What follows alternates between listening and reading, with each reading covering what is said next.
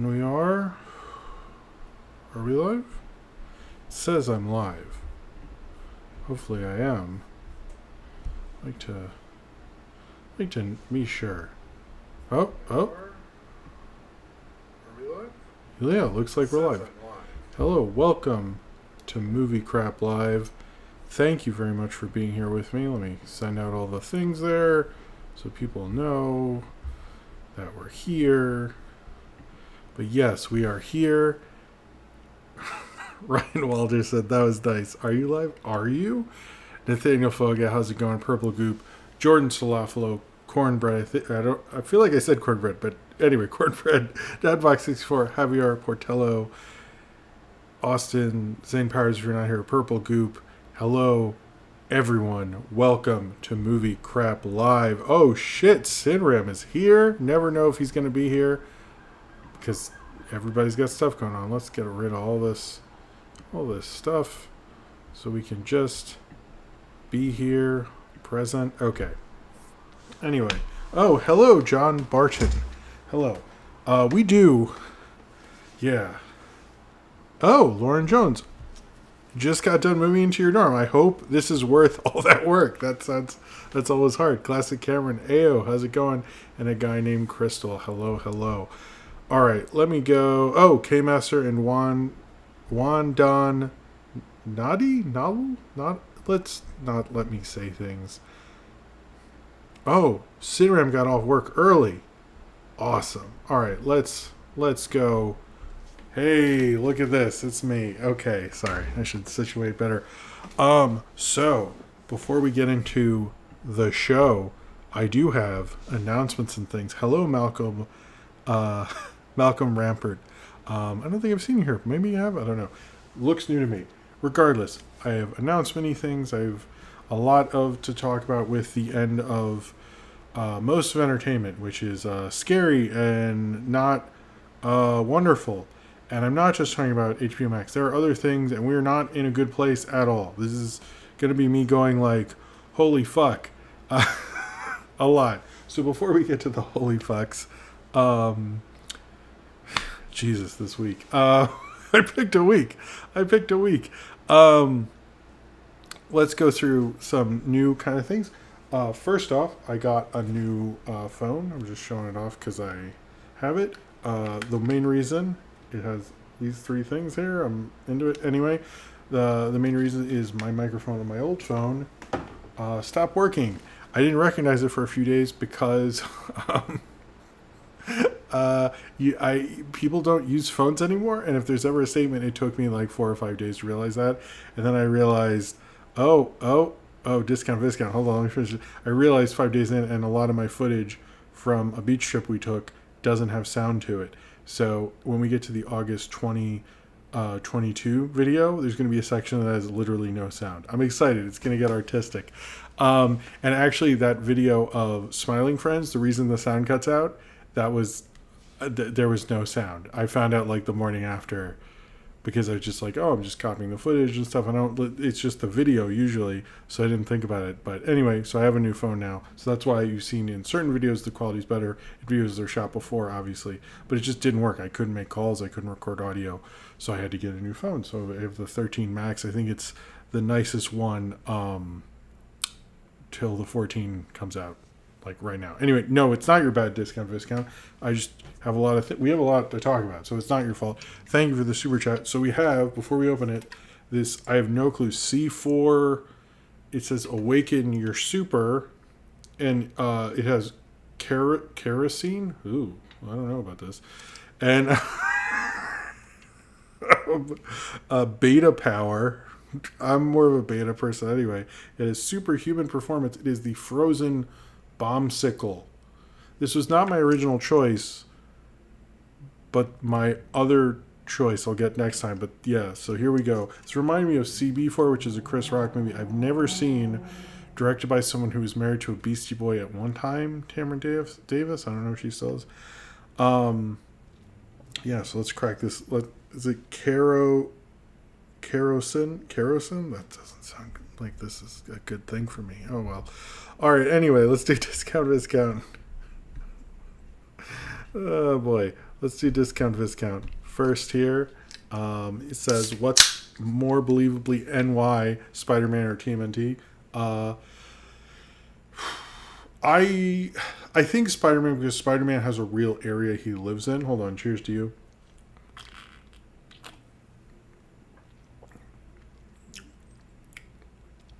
Man, all these energy drinks just taste like medicine. And they're very much not. He has an area he lives in.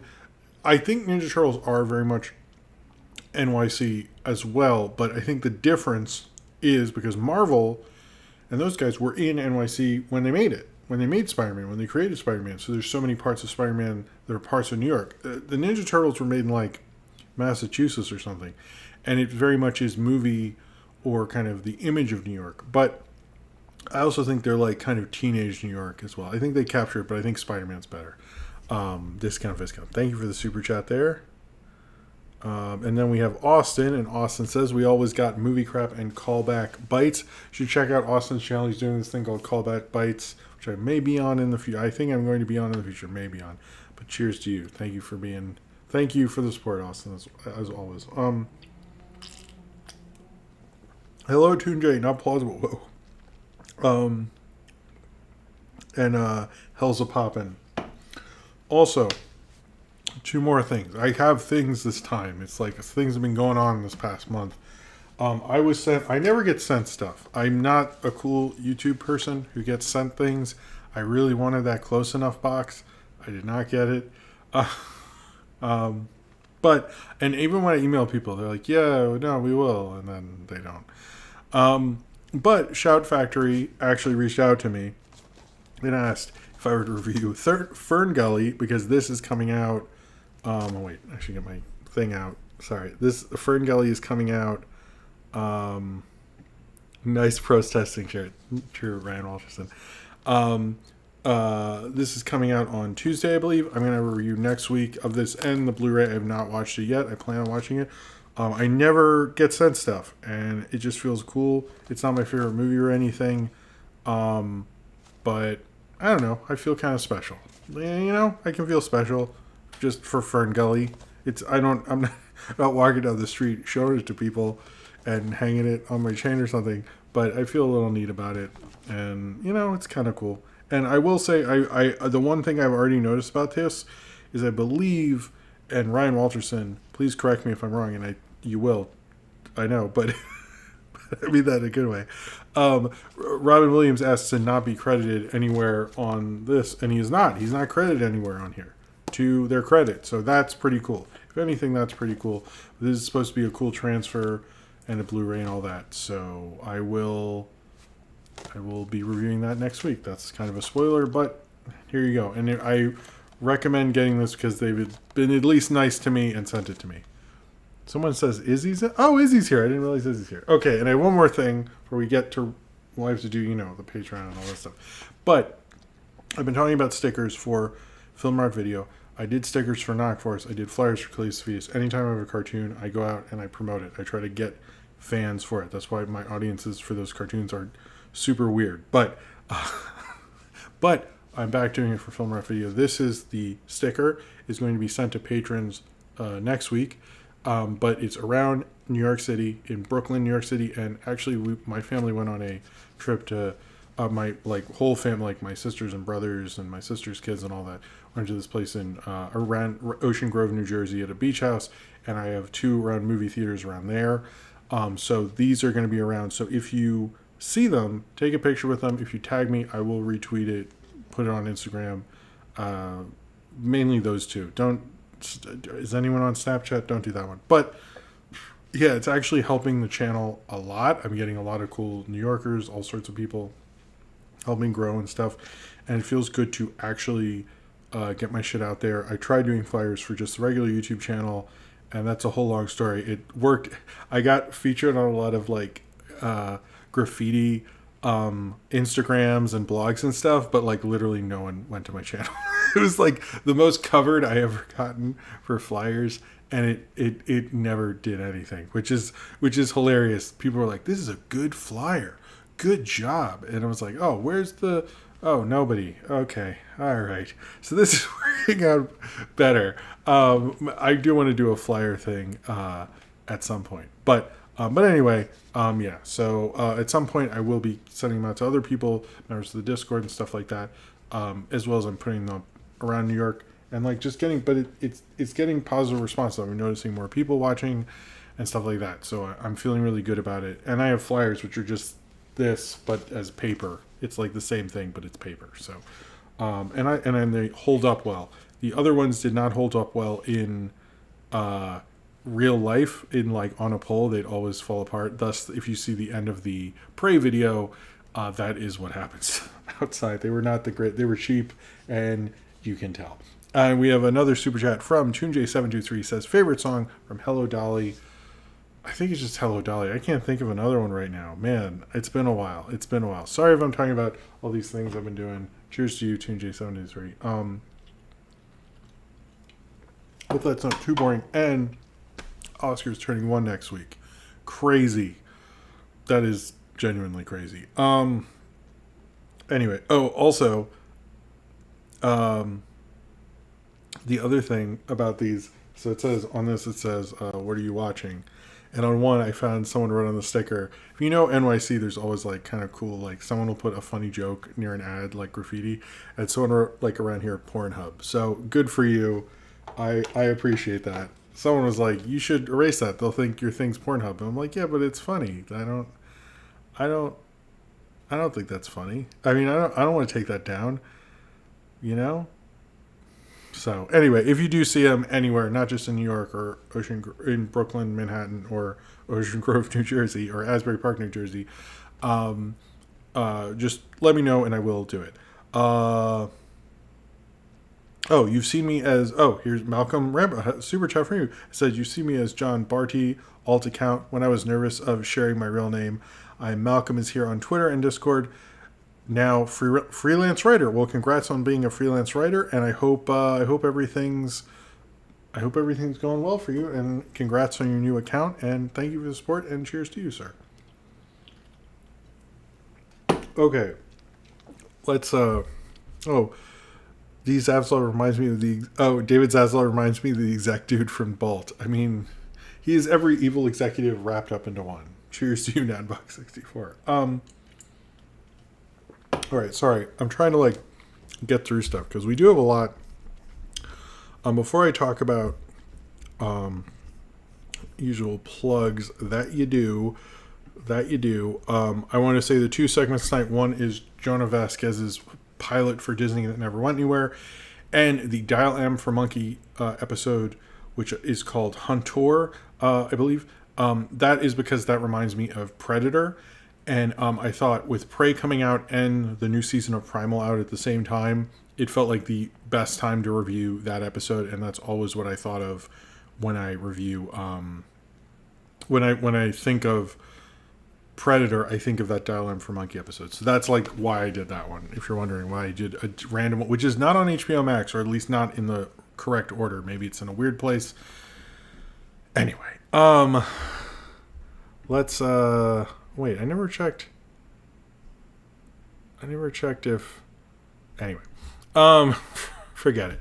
All right, so let's go. This and everything I do is supported by you, the fans, either through super chats during the show, and I'll take a drink of C4.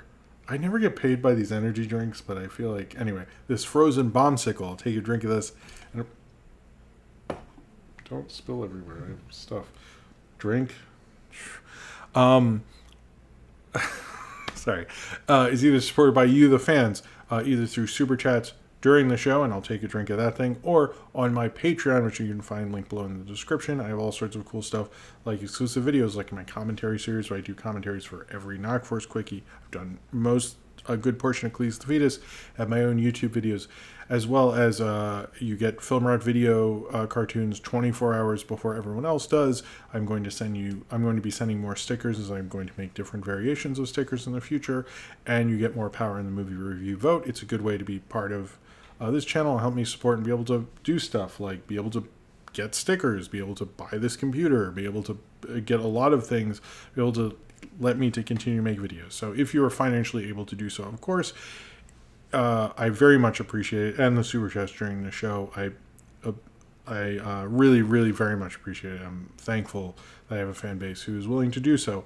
If you're just watching, thank you for watching. If you're not, you should subscribe, because I do instant premieres. I try to be active on my community tab. I'm probably going to send a post on Man of 1,000 Thoughts, I think. Had me on his animation hot takes video, or one of my things, and he talks about that.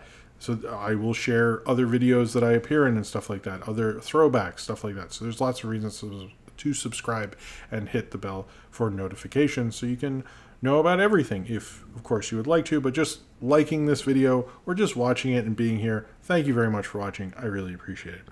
As well as you should check out the Discord. If you like everyone here in the chat and you're like, you know what, I'd like to chill with all these people who I see in Jim's comments and they seem cool, the Discord is a perfect place for that. There's all sorts of things from Zane Powers and Austin do an amazing job, by the way.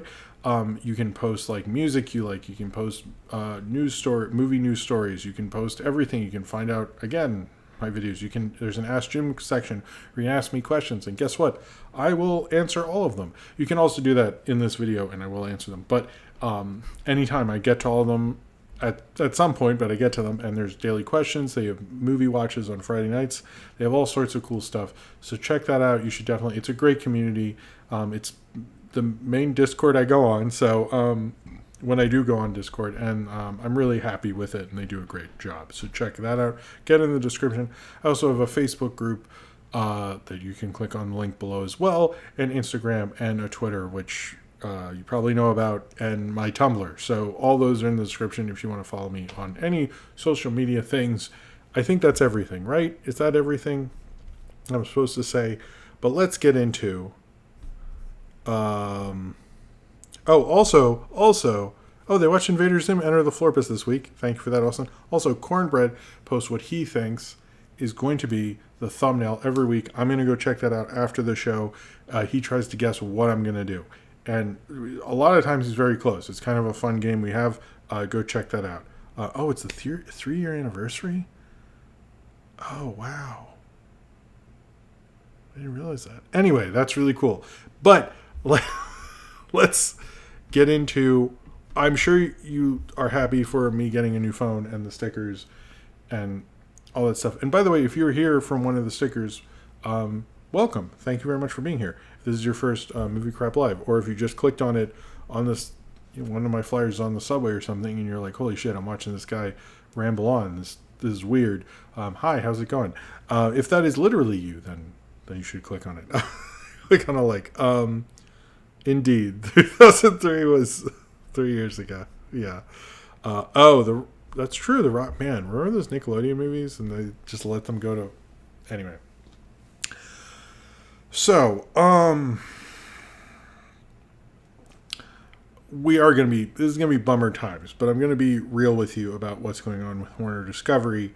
They took off a ton of shows, a ton of stuff recently. We had heard earlier they were taking off original movies. I think Kimmy was still on there last I checked, and just putting them on demand, but they're taking them off the service. And we'd seen that a couple weeks earlier. But this week, we got the announcement they were removing a ton of original stuff, both HBO Max stuff and particularly animation. Seems like David Zaslav and this executive hates animation. In fact, I think this is the worst thing that has happened to animation this decade, presumably. Other than, I don't really even want to make a joke. What has happened in terms of not just removing them from HBO Max, which is not what, if it was just HBO Max, I wouldn't go to these extremes. Removing all of their social media accounts, removing every clip or even pilots on YouTube. This is an extreme that we have yet to ever see from a major studio, and it is troubling and worrying that these people have controls of, like, the Warner archive is not just Cartoon Network, it's not just HBO. They also have Turner Classic Movies, which is our access to a ton of classic films. Our entire film history could be lost. Like, I was posting, like, I'm worried about Turner Classic Movies. and I am, and I'm worried about that announcement. But our recent animation history, like recent OKKO, I know it's my friend show, but like, let's be fucking real here. There was a decent sized cult show, Infinity Train, Victor and Valentino, which is going to have episodes come out this coming week, which we don't know where it's going to stream. And even if it's going to play that much, are being erased in real time. This is happening in 4K, and nothing is going to happen. They're going to get away with this. This is the extent of silent film companies burning reels because they didn't think people would want to watch old crap anymore, and people's entire careers got erased. You saw people on Twitter saying, I feel like everything's getting erased. This is not good at all. There is no, like, I tried to be nice about it, but as I've been thinking about it, like, maybe they're trying to do this, and there are many ways they could. Maybe they're selling it all off to Netflix or Paramount Plus or something like that. But in a real sense, this is one of the worst things to happen to media, and we should be worried. There is nothing to not be worried about this. This is one of the worst things a major studio or a major corporation has done with intellectual property, potentially since they just used to burn silent films because they weren't profitable. Because this is what they're doing then. I think you should be worried, and we're clearly moving into a time, and we've known it for a while, and I've talked about that before. I mean, you can pirate these, and I'm sure you can find them. It's not as bad as silent film. So much of silent film is lost. There's a fly here. Get away. Is lost because of that. I don't think we're that extreme. Although the 1-1 shorts, like, what the fuck's gonna happen to that? Those I reviewed, like, did I just review lost media? But this is bad, and we're seeing, like, we saw things with Chapek and people bouncing from Disney, like the Russo brothers I was talking about last time, how they bounced from Disney because of that ScarJo thing. We're seeing major talent not dealing with these companies. And what is the fallout going to be? Are we going to get shit? Hello, Nina Garcia. Are we going to get shit from these major studios? Is major studio product going to get bad and indie stuff going to get better? That is potentially what's going to happen. Because they don't give a shit about artistic integrity or having relationships with talent. There is a series, and this is a real quote, and I probably mentioned it at some point, I think, where the Discovery executives were dealing with seeing what happened with Clint Eastwood's Cry Macho. This isn't as off topic as you think it is, trust me. And he asked, why would you make this film? It didn't make any money. And they said, well, Warner Brothers has had a relationship with Clint Eastwood for 50 years. And he's made us a lot of money and a lot of hits. And he said, it's not called show friends, it's called show business. And one of the reasons they stuck with Clint Eastwood is, yeah, maybe he has a couple films that don't do as well. First off, his budgets aren't crazy, so it's not as bad as Cry Macho might have cost more because of COVID shit. But then you have a hit like, and I'm not endorsing it, American Sniper, which was a huge hit. So it's like financially only, you look at his career and you go, oh, well, eventually, at a certain point he has a hit that overperforms and it sort of makes up for it. So that relationship is worth it. And then you have this nice catalog by this guy, and they don't seem to give a shit. They want their fast money. Now, I'll say this about David Zaslav is I think he is what we I think what he is kind of what we saw with Chapek, where he doesn't care about talent relations. But I think the difference between him and Chapek is David Zaslav doesn't like media, and it's fairly clear. Bob Chapek is not the smartest dude in the world. He likes the Muppets. He's the reason we have the Muppet Show on Disney Plus. So I'll give him that. There's certain things I like about Chapek, not a lot, but David Zaslav and Bob Chapek are the new executives in charge, and you should be worried about that. It's basically like, not to get political, but like when Trump became president kind of fears. But I think Chapek is more, John McCain, I guess. This analogy sucks, but this sucks. There's no way around it. I was gonna try to be like, well, you could sell them to another streaming service, and that is a real thing. That is a real thing executives talk about. They go, well, we'll let this IP go, and they'll do the rounds for streaming services, and then it'll let people other than that see it. That was the idea. I think it was actually an HBO Max executive kind of saving his ass because they sold those rights to Universal and it was on Peacock for a while and stuff. But it's a good theory, especially because, like, if you're a house that has, just HBO Max and Netflix, and there's a Paramount thing that you don't know about, but then it is on one of those services, then you'll go, oh, maybe we should get this on that service. So I do think that makes sense.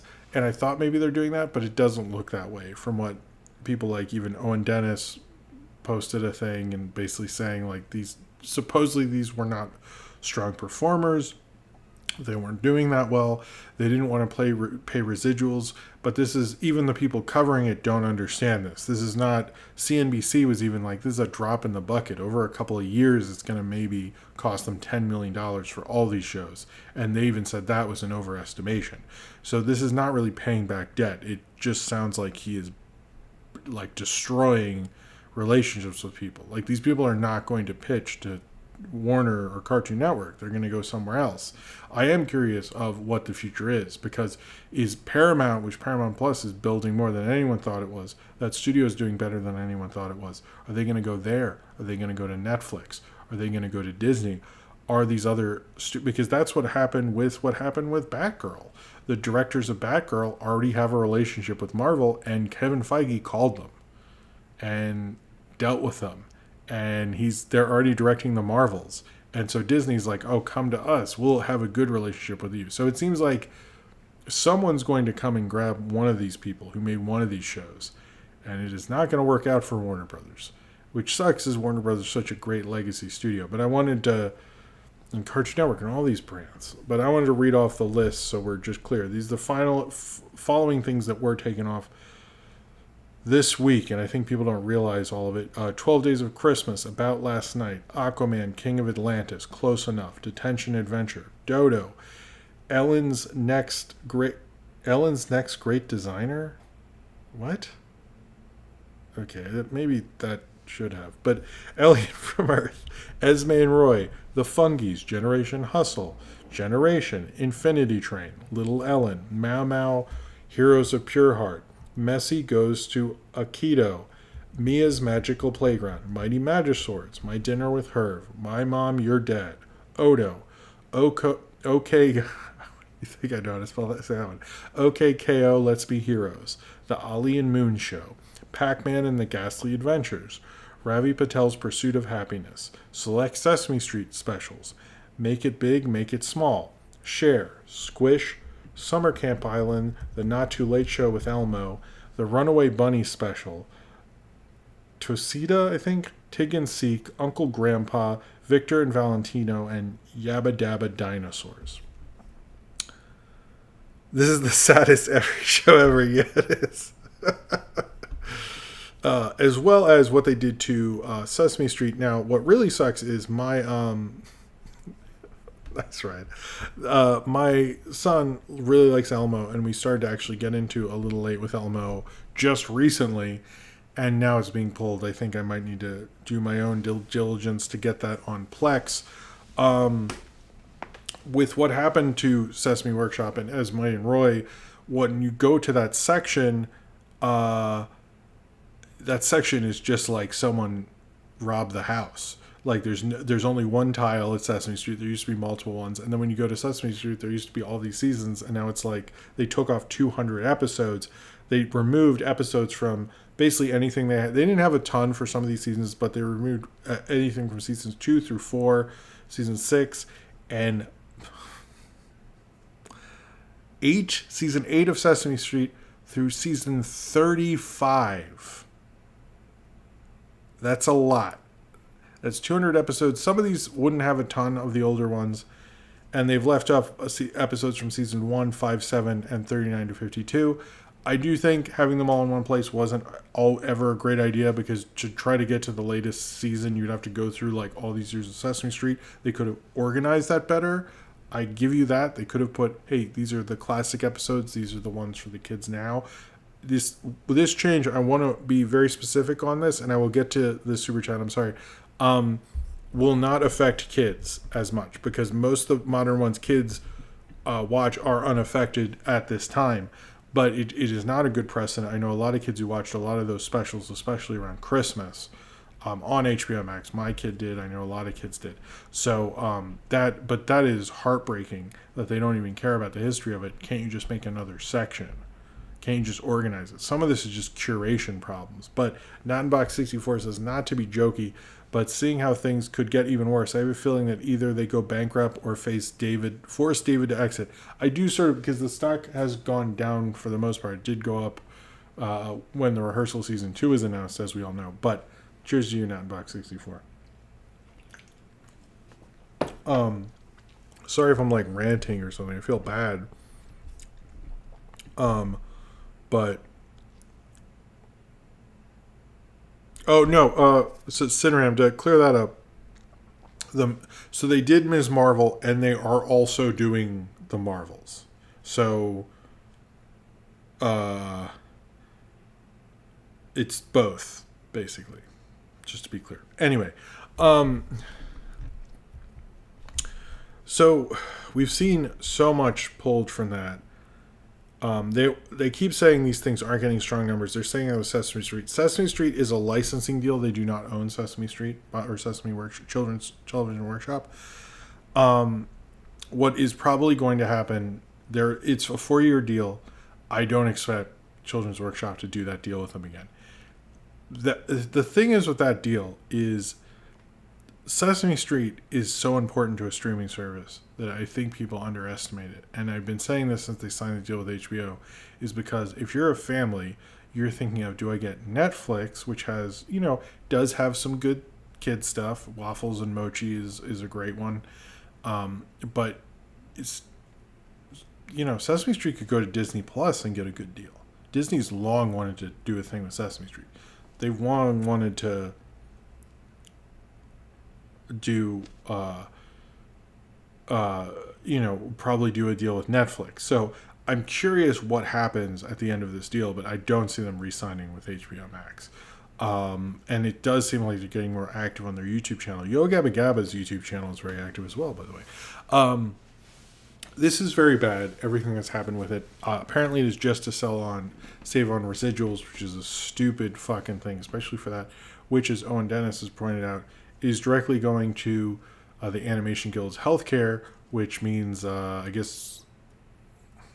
don't know, it's some next level evil shit. And David Zaslav is probably one of the worst media executives of his generation at this point. Like, the thing is like, show me a hit that you're doing. It doesn't sound like, and all the curation he's doing is shit. Like, I agree, Close Enough should have been with Adult Swim. I also agree Sesame Street should have been better organized. I also will agree. Oh, hey Ella, how's it going? Still proud of that short, by the way. I will also agree some of those things, like their insistence on being involved with Ellen DeGeneres at a time they shouldn't have been, was not a great move. But a lot of those shows, like The Fungies or Summer Camp Island, they didn't really promote very well. And there is a lot of redundancy in the Warner catalog that needed to be figured out. Like having John Oliver and Samantha Bee on the same streaming service. Clearly one of them was working out for more than the other. And I understand completely why that show ended, but it's still sad, and you still could have figured out a way to get that to work. And one of my problems with modern media in general and marketing executives is none of them want to fucking market. Like, figure it out. That is your job. Like, there's too much into like, well, this is what works. And I'm like, well, if that works, get something else to work. You know what I mean? Anyway, I'm going to move on to the Batgirl thing. But here's a super chat from Malcolm. How's it going, Malcolm? If there's a silver lining to it, and Netflix will give attention to what animators deal with and will bring in new deals on par with actors, might take more non-chew shows being removed for folks to notice. That's true. I do think we'll probably see other things, and I do think a lot of those things we'll notice, and we'll see other animated deals. You're totally right, and I do see that happening, but I do think they'll take off something like a cult thing. I can't imagine what it was. I think it might be Turner Classic Movies, but we'll see. Cheers to you, Malcolm. Thank you for the super chat there. That's very generous of you. The other thing is, like, having Cartoon Network, Cartoonito, and Sesame Workshop, and even Studio Ghibli all have separate things. You could probably combine that into one. I will give you that. But removing them is not the solution. like Infinity Train, I think at some point was an HBO Max thing and a Cartoon Network thing, and it does get confusing. But like, figure it out. Just like sit there and put it somewhere. Like maybe push Summer Camp Island more. They used to do those packages around the holidays where it's like, hey, check out these holiday specials, and we ended up watching them. Like, I think there's a lot of creative things you can do with the curation of that, which when they started HBO Max they're doing. And David Zaslav, clearly his way of curation is just fucking around and fucking it up. So Sesame Street is still available for most people. I know people got really extreme about it. I don't agree with them taking off, but children were unaffected. Most of the kids who watch Modern Sesame Street on HBO Max were completely unaffected by that. I want to preface that because I think people, I don't think Studio Ghibli will stay on HBO Max after this day. I don't. I think Studio Ghibli will have to figure out another home. And what will that be? I don't think it'll be Disney, which would mean it'll be Netflix, which will help Netflix because those are major movies. They sell very well on home video. Anyway, so the other thing, I hope we get to everything tonight. I'm a little worried because after all that, Batgirl and the Scoob Holiday Haunt, both movies that were 90% done. I didn't know there was going to be a Scoob sequel until I heard about this. Were both obviously canceled and are not going to be released for tax purposes because there's a tax loophole, reorganization tax loophole with the merger of Warner and Discovery. Their reasons for Scoob is because they don't think it would be profitable to drop on streaming. I disagree because with Scoob especially because not because I like Scoob a lot or something, but because I have a kid and I saw what happened to Scooby-Doo merchandise after that first one, and I was like, I think you guys made like a shit ton of fucking money. Like I kept reading about how like Scoob stuff was flying off the shelves. Everyone I know who worked in retail was like, yeah, I think we heard someone on here actually said at the time we put a Scoob display out and it sold out within a half hour or something. Like people were going nuts for Scoob. So to me it's like, so you're gonna take away a Scoob holiday thing like right around the holidays? Sounds like you would have sold a lot of crap. Like I don't understand that one at all. That one's mystifying because they keep selling. I keep seeing Scoob merchandise. Like for kids it didn't go away. And then they canceled Batgirl and they kept saying the thing with Batgirl. Oh yeah, sorry, thank you, TuneJ723 brought up they still had to record the score because they had already paid for the musicians coming after it was canceled. A lot of people are wondering what the deal is with that and if they are one day, they plan on just finishing it so they one day can release it. I don't know if that's true, but that's what we're hoping. Batgirl was also canceled, they seem to say, because they're doing this, which is the next thing I'm going to talk about. They want to reorganize and have a 10-year plan for all the DC stuff, and Batgirl kind of countered that.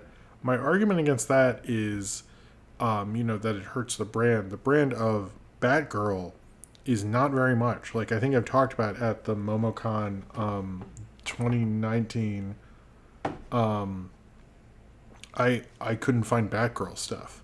Like, and people are like, oh yeah, there's not a lot of Batgirl stuff. And there isn't, because my daughter is into Batgirl, and sometimes it takes a while to find anything.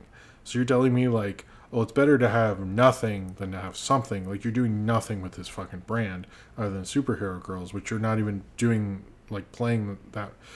You don't even put it in a good time slot. Like, I don't understand the thing with this company and Batgirl. Like, just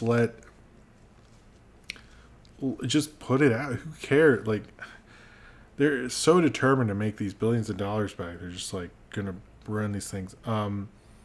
So one of the things that came out of an investor's call from this is probably the most embarrassing thing. It didn't get as much coverage as you think. And I want to fully explain this. Well, I'll just embarrass them because they're Discovery and I hate them now. But I mean, don't we all? Did we ever like Discovery?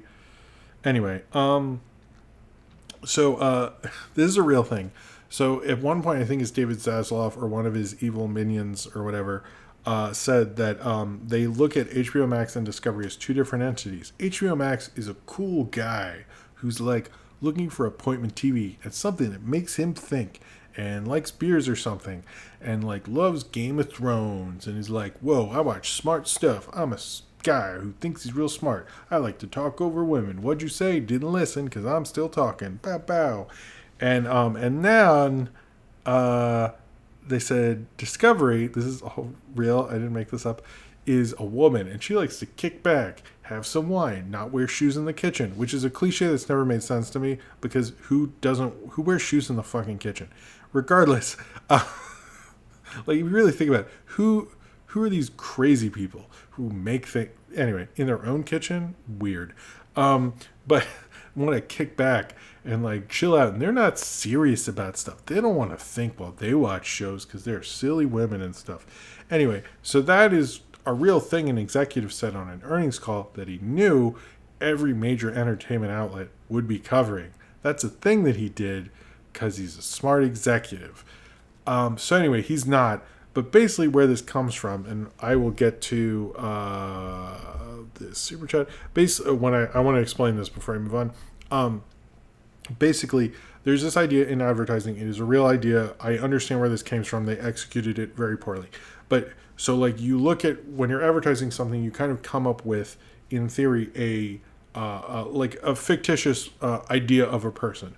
So, like, for my stuff, you think of the coolest motherfuckers in the fucking world watch my stuff, and they have amazing taste, and they're wonderful. That's of course, what I think. But you basically come up with a thing. You know, you go, oh, this person would like, I don't know, Burger King, and like this kind of movie, and be this kind of person, and it helps you think of ways to market to them. That's the idea. So, it is a thing. You don't usually tell people that. And they did, and you know, and that's Oscar. So Forever Zard said, feel like they don't give a crap about Warner Media. They Discovery only wants to push their reality shows because they know it best and it's really cheap. That is true, and they've also canceled full shows before they'd aired recently. But yeah, that seems to be what's going on. We're gonna get a lot of cheap reality shows. That's gonna be Warner Brothers, yay! But cheers to you. Thank you for the super chat, Forever Zard. Have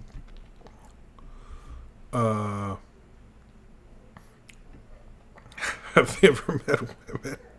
I agree with Oscar. Thanks, Ryan. Where were we? Okay. So next up, the 10-year plan for superheroes. Basically what happens is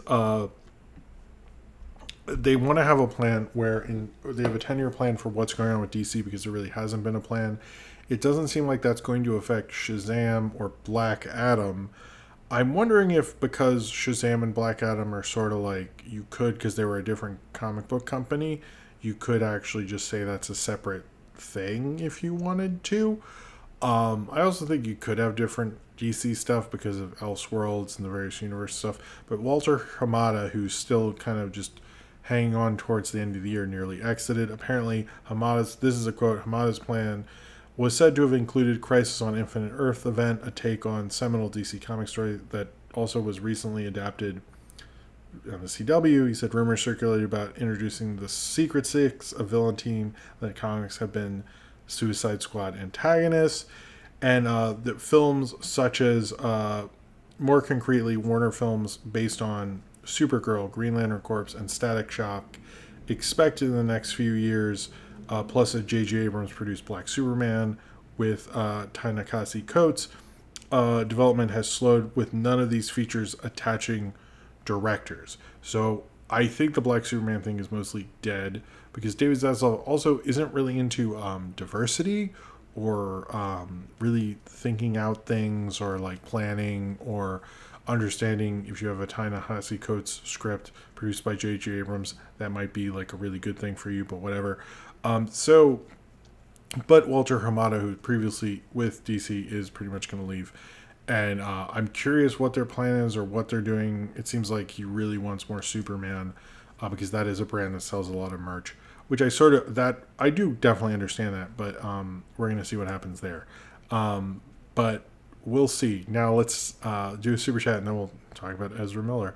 Will says, hey Will, how's it going? The disservice to Adult Swim content is so uncool, especially with the new Aqua Teen movie finishing completion. That's true. I'm really curious also what's going to happen with Adult Swim.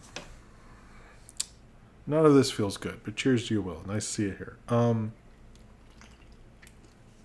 Well, they have sort of killed a lot of the CW stuff, but I'm not even going to get into the CW. There's like too many things to talk about. So we're off of HBO Max. Remember when we do these and I go, I'm talking about Disney too much and I feel like kind of dumb as I was talking about Disney.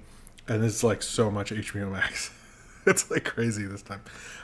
It's just kind of how it works. Some weeks it's really not like a focus on one or the other. It's just like sometimes they have so many announcements, it gets kind of jarring. So Ezra Miller, they were caught. There was kind of that thing you heard about option 1, 2, or 3. So many people were like, they're gonna shelve the Flash and all this. And I was like, no, they aren't. They didn't say that. They said there were 3 options. One was basically like he would make up for it and do limited press tour. One was no press tour, and the other was they'd can it or put it on HBO Max. And I don't think they really wanted to do that because of all that. So Ezra Miller did kind of apologize, and he's seeking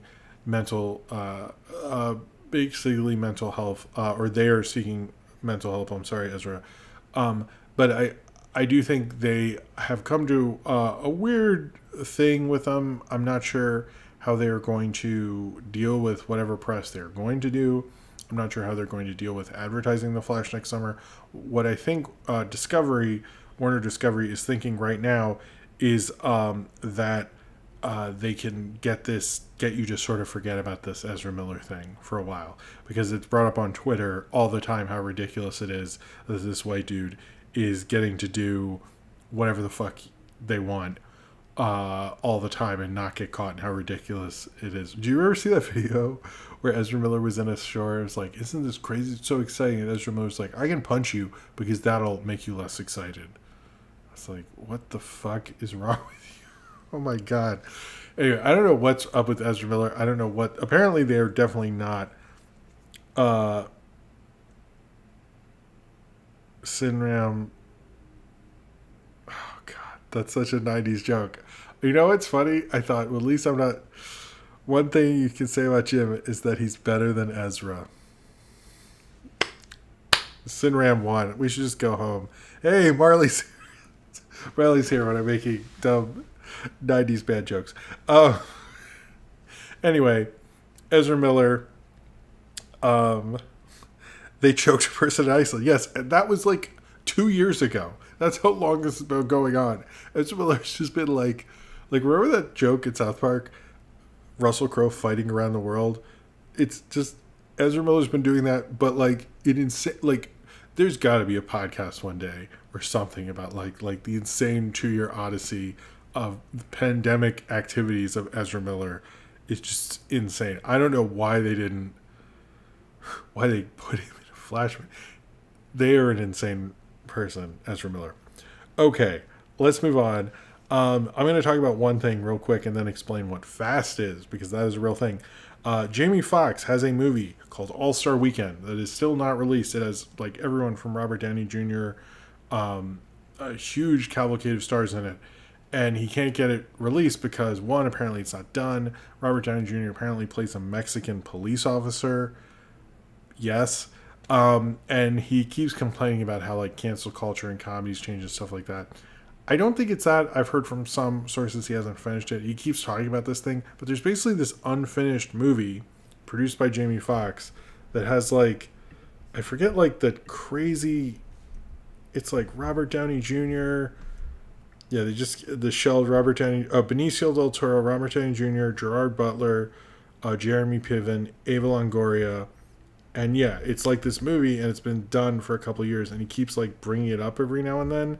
And it's so weird that this thing keeps coming up. And I just thought I'd bring it up quickly, but like this idea that there's a movie where Robert Downey Jr. plays a Mexican police officer and they can't get it released. I don't know, but he brought it up enough that people were talking about it again. And I think I've even talked about it on here long ago, but it's just such a weird, one, that they made this strange ass movie, and two, that they can't, that he keeps pushing it. And I want to see Day Shift, but it's so weird. Anyway, Nattenbox64 says, after seeing his Twitter, David, how can I make people stop talking about Infinity Drain? I know, types to Google, how to brainwash sent to jail. Nice, Nattenbox64. I like that. That was an odyssey there. Cheers to you. So, I think we've talked about free streaming, the idea of that a lot. I've talked about the rise of Tubi and Pluto. I've often talked about how it's a bigger space and we need to be acting like it is a real thing. It is a real force in streaming. And things like Netflix wants to do just an ad-supported tier. Certain ones want to do more ad-supported tier because it equals money. There's also a recession. People are paying for a lot of streaming services. This is a good way to make money off your content when they don't want to pay for it. I know Disney's doing one with ads, but you still have to pay, which kind of ruins the whole purpose of what this is. Also, Pluto now has channels for both Jeopardy and Wheel of Fortune. So if you're not on Pluto, you should check that out. Ryan Welch, I like that. Robert Downey Jr. went full redacted. So the term that has come up with free streaming, this term FAST, what is it called? It's called free advertiser supported television. So you're probably wondering, wow, that sounds like broadcast TV. That's almost like the dumbest term you could come up. Why don't you just call it free streaming? I don't understand what this is. It's a real term. I posted on Twitter because I was like, this is the term they're using. This is corporately what they're using, calling it fast. Sure, I think Pluto and Tubi are kind of at the forefront of this movement, I guess. Other services want to do it. But I'm curious what's going to happen because it seems like a lot of them are a little jealous. Which, by the way, as much as we talk down Paramount Plus, Pluto is a Viacom thing, which they let it still happen. So I have heard of Plex. Trust me, I have a Plex server. I believe Too Late with Elmo is going to be on there. So that's kind of one of the interesting things that's come out. But if you hear the term fast, that's what it means in terms of streaming. Now let's move on to Disney Plus. Now Disney Plus, this is kind of an interesting, weird little thing here. Disney claims that through their 3 streaming services, Disney Plus, Hulu, and ESPN Plus, or whatever it's called, I'm not sure, that if you combine all those into Voltron or whatever, that has more subscribers than Netflix. And you're like, wait, what? How'd they come up with that? Even though Disney Plus, I think, is like one of the top 3, it's like Netflix, Disney Plus, HBO Max in terms of top subscribers and stuff. But in terms of this, they're supposed to have more. But basically what they did is, if you're a subscriber to Disney Plus and Hulu and HBO and ESPN, whatever it is, you actually count as 3. So they kind of lied. Even if you have the bundle, you count as 3. They basically just added each of them and they didn't look at overlap. So in my house, we count as 2 different households, I guess. Anyway. Retro Crush is also cool, free streaming. Good call, Major Mechazowan. How's it going? But Disney Plus was saying this and acting like they're better than Netflix. It's like, sure, it's way totally a crock of shit there. They're also doing this thing where they're talking about how big they are and stuff, but the thing that has come out and a lot of press is talking about this thing called ARPU. Now, what is ARPU? This is another term we're going to be learning stuff. It's called average revenue per user, basically.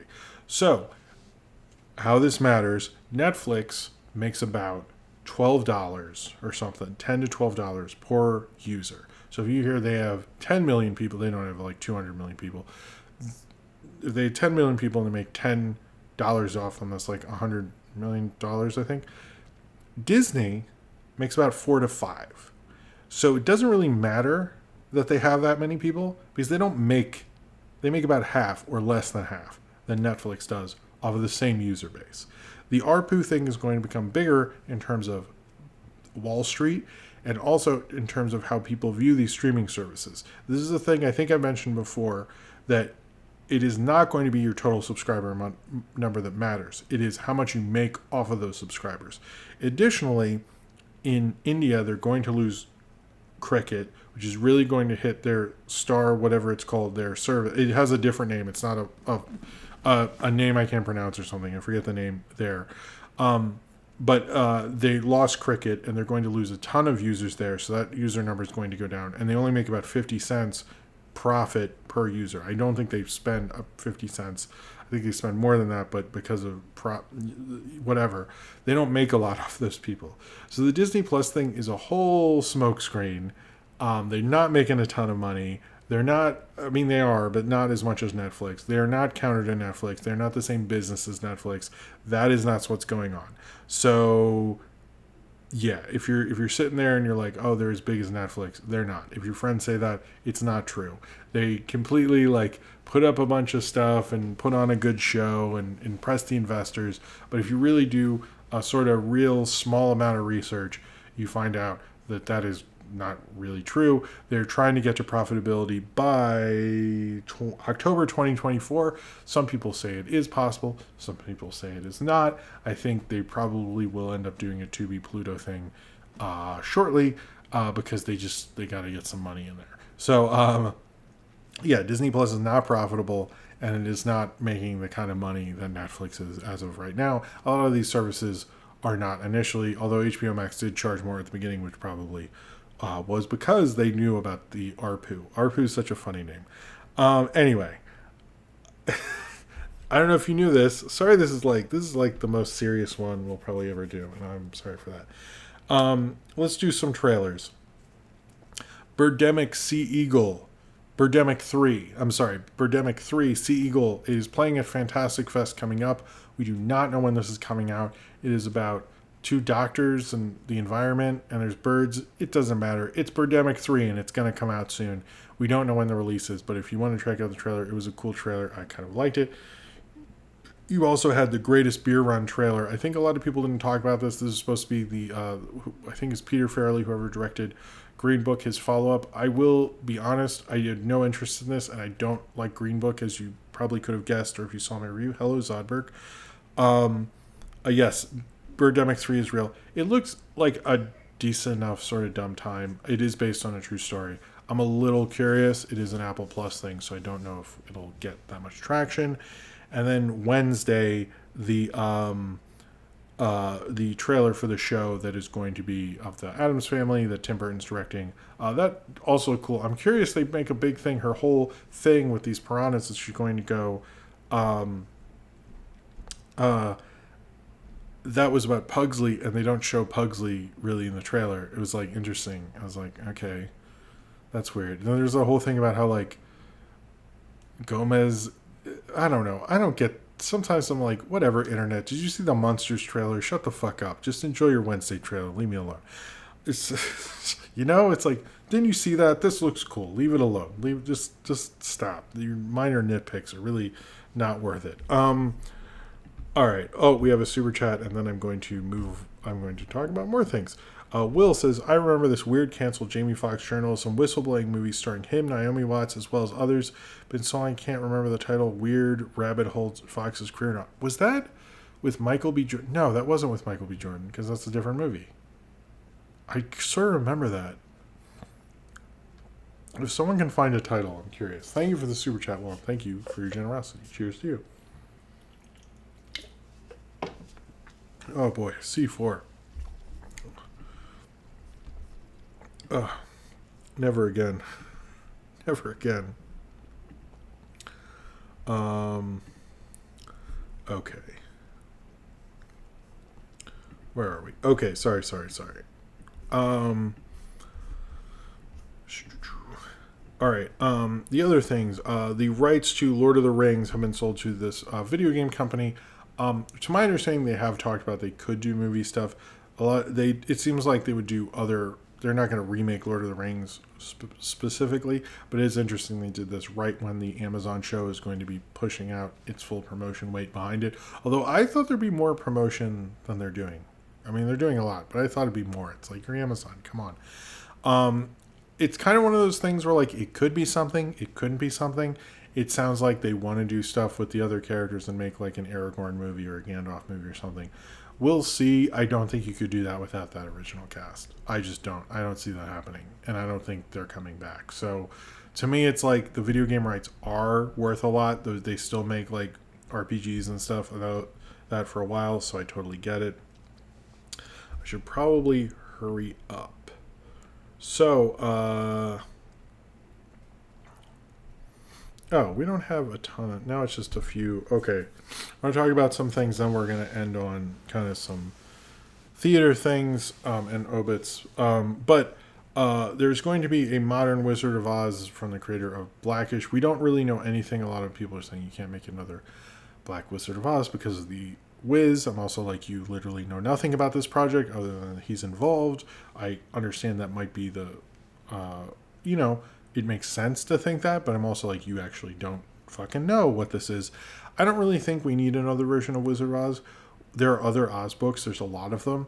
I think if I was going to do an Oz thing, I would pick something that's like far away from Disney as far away from the original kind of stuff as you possibly could, because there's like other things to do with that universe. But we'll see. I'm a little curious, but it sounds kind of basic and boring to me. Cineram says, looking forward to Blonde. I am to a certain degree. I will say Ana de Armas kind of has the vibe of Marilyn Monroe. I'm really curious about that one. But cheers to you, Cineram. I kind of feel like this could be her big kind of Oscar-y thing. I feel like she's broken out, but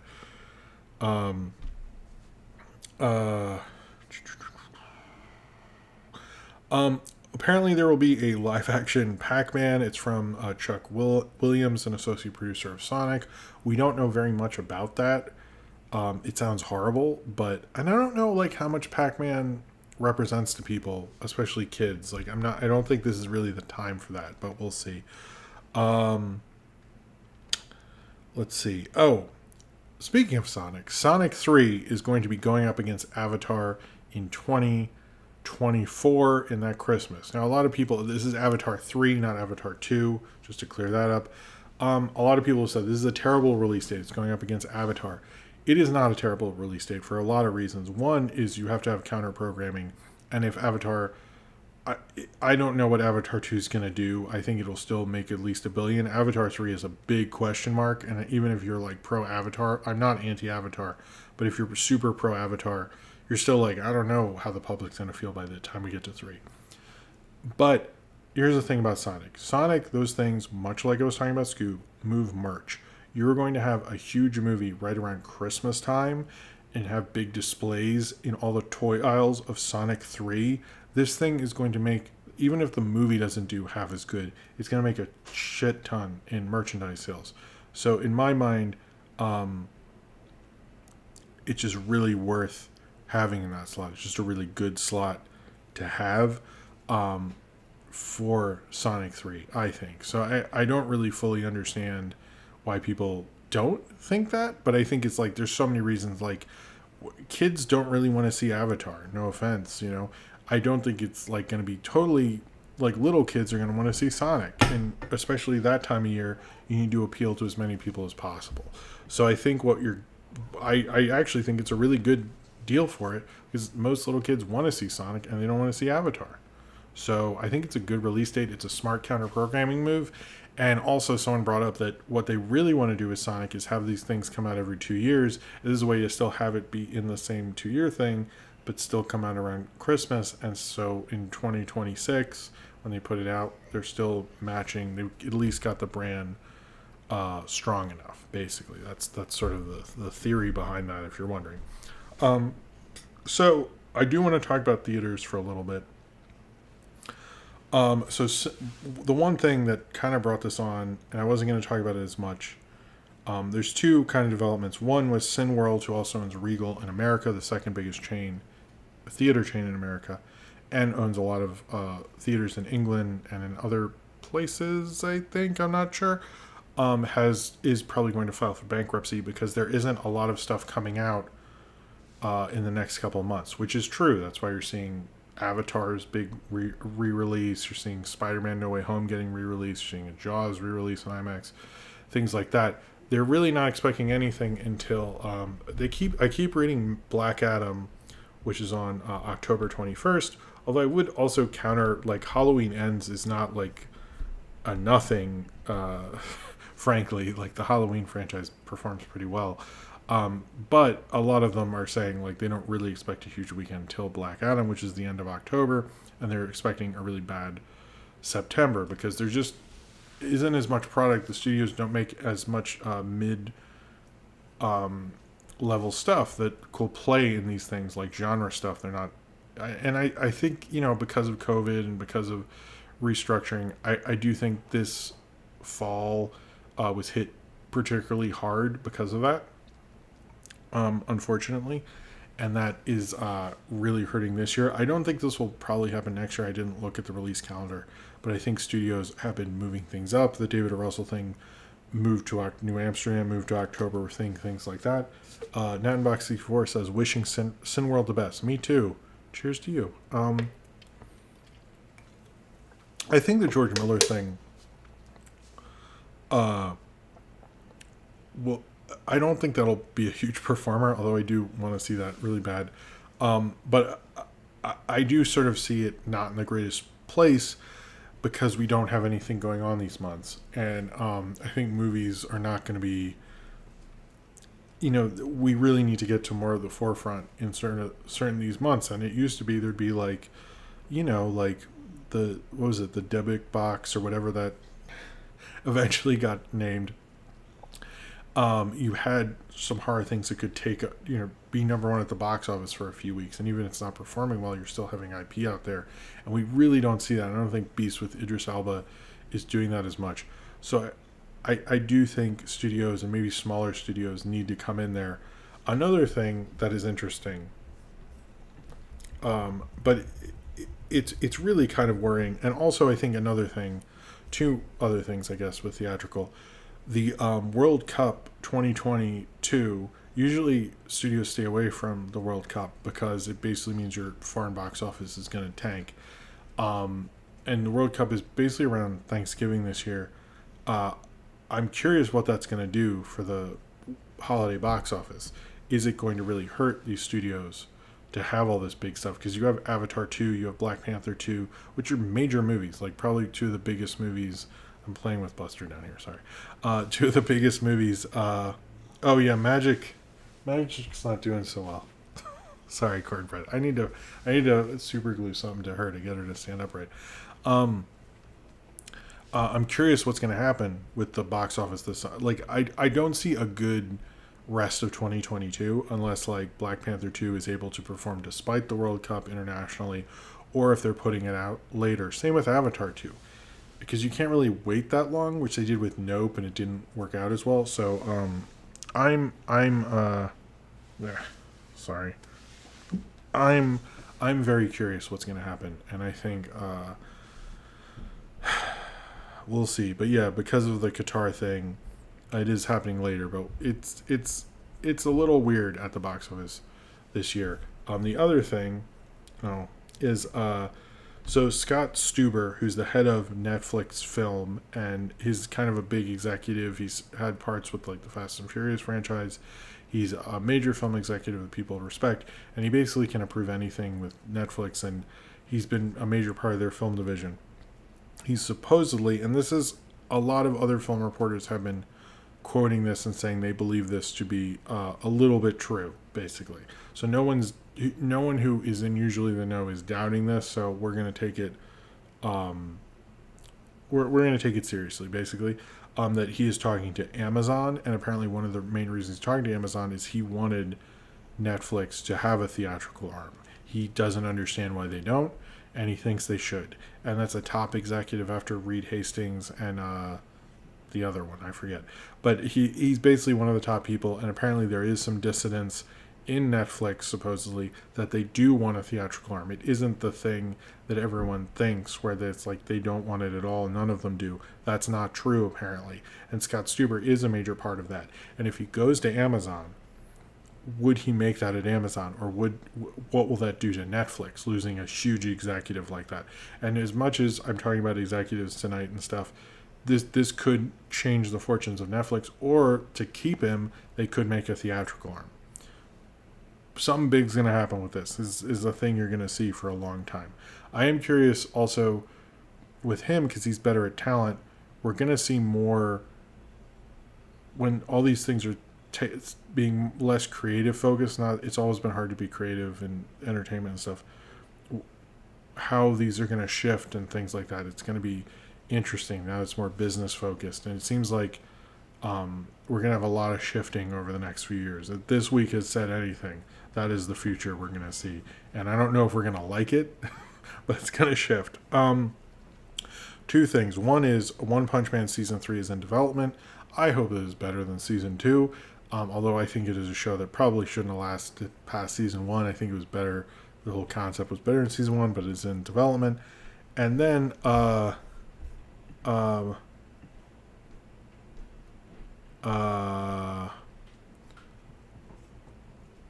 okay, so the Knives Out thing, I've heard they want to do a theatrical thing, and they still have, like, in New York, they own the Paris Theater, and they do some stuff with it, and that's probably what they'll do. But the fact that he's, like, really pushing it, a main thing, I think I do think, like, had they put out Gray Man, that might have made 100 mil, at least. And even if it, like, bombs at 100 mil, it doesn't really bomb because they get more money. And I think it's like, to me, it's like Knives Out 2 probably would have made money.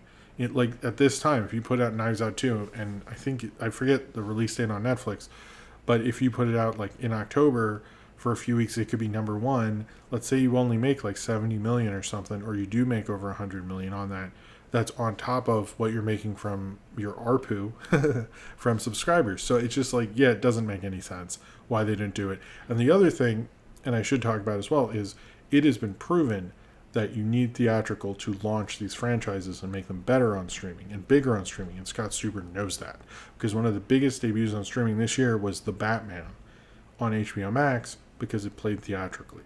So I think they know you need to do that, and most of the data shows you do. And the biggest streaming thing that's blown up outside of only on streaming was, of course, is Stranger Things, but most of them haven't blown up enough to like sell merchandise or sell a theme park or things like that. So I think they're really looking at, like, I think Knives Out 2 could be even bigger if it went theatrical, because the infrastructure's there and the hype is there and people want to see it more. And he knows that. But I think you're right. Knives Out probably had a big part of that, to be honest with you. Because you have major movie stars. I'm sure they want to go theatrical as well. And also get up. I mean, they probably have to share profits with them too, but whatever. Will, a super chat for Will, says there's plenty of interesting theatrical releases for the remainder of 2022. Stoked that Park Chan-wook's comeback. I didn't know that. As well as others just don't get the marketing they deserve because they're new IPs. That's very true, because I didn't know about that. So thank you for telling me, Will. Cheers to you. Will, like, always knows when interesting stuff is going on. You should follow him on Twitter. Will, you should put your Twitter below if you didn't. And finally, the actress who plays Mega Cynthia, and I want to get this right. Hold on. Sorry. I have to, like... I tweeted about this. But the actress who plays Mega Cynthia on this current season of Mystery Science Theater is having various medical expenses. She recently got diagnosed with MS. She has various medical things. If you can donate to her GoFundMe, just because she has about, she's almost to her goal, which is a 15,000 goal. But if you're able to do so, I quite enjoy her. She's also the voice of JPC2. I'm going to post that in the chat if you are interested. She is a really great performer. I've seen her live at the live show for Mystery Science Theater. I like her as GBC2. I think she's a great performer, and it's unfortunate that has happened to her. I hope she... Purple Goop. That's a cool thing. I'm going to retweet that. Okay, sorry. I like that. But I hope she's working out well. It's unfortunate that that's happened to her, and I wish her the best with all of that. That's very unfortunate. Okay, so some obits, I guess. We lost kind of three kind of major people. First off was Olivia Newton-John, died since the last movie crap. I think it was a few weeks ago. I guess we mainly know her from Grease and Xanadu and, you know, Get Physical and stuff. A major part of the late 70s, early 80s, but an amazing woman who beat cancer many times, but unfortunately she succumbed to that recently, which is very sad. You also have Wolfgang Petersen, the director of Das Boot, Air Force One, The Neverending Story, In the Line of Fire, which is underrated, and if we're being honest, was the main influence on Captain America: Winter Soldier, not 3 Days of the Condor. And God, he made a lot of good stuff. Air Force One doesn't hold up as well as you think, but he made Das Boot, Neverending Story, and In the Line of Fire, three surefire classics. And then Raymond Briggs, who wrote both The Snowman as well as When the Wind Blows, both were transformed into probably two of the greatest British animated films of all time, I would say. Probably two of the most important and two great ones. So if you haven't seen When the Wind Blows, and you, it's very sad, but it's very great. And The Snowman's, a Christmas classic in my mind. So yeah. And that's sad that he died. I think those are two really important pieces of media there, as well as I know I'm talking about the adaptations of his work, but they're I think anyway. I don't know if I'm the greatest at doing that sometimes. So I have two segments after I get back. One is a Dial M for Monkey review, just because it reminds me of Predator. Well, it was influenced by Predator. I'm not just a crazy person. And then about the Jonah Vasquez pilot that didn't happen. Very important house. I'm just going to use the bathroom very quickly. And then we'll do that. And then we'll do questions. And then that'll be it. And I hope to be done at 12:30 and everything like that. I hope this wasn't too boring and dry, because it's so much of me going like, this is all the ways that we're fucked right now and stuff like that. But yeah, I guess I'm supposed to I'm probably just going to insert a little ad here so you're not totally bored while I'm using the bathroom real quick. And then we'll be back and we'll talk about these things. So enjoy whatever this ad is, and I will see you real quickly. Okay, I'll be right back. Cool. Ugh. Yeah, Buster. Yeah.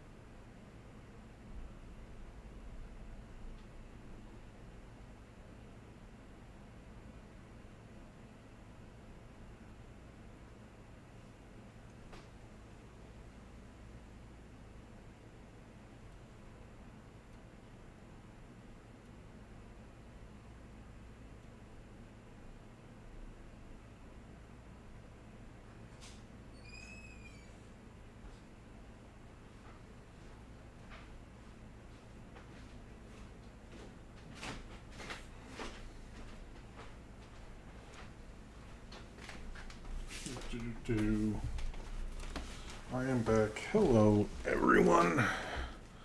Okay. Oh, I like Yabby Hunter. That's a cool name. Okay. I hope JJ got a Tractor Supply ad. I love that. Wing clothes ad. Okay, that's interesting. I also want to bring up. I'm very close. I'm very close to. I don't know. I don't think I'm there yet. To 14,000 subscribers. So if you're not subscribed, that's another reason. I'm like 11 away. So if you're not subscribed, you can be part of that cool thing, which would be neat. I'm still a small little guy, but yeah. Anyway, it is getting late, and I should finish this up in the next 40 minutes, I guess. All right. So, these are going to be two segments. two segments. They are going to be movie crap shorts later. I think the Jonah Vasquez one will be not this week, but the next week. But Dial M for Monkey will be this week, just to be clear. But I'm going to do a very important house first for some reason. Sinram Fancy as a premium account. Look at you. Sorry if I put an ad there. I'm just trying to... anyway. I hope it doesn't annoy anyone. I apologize if it does. If it does, please let me know.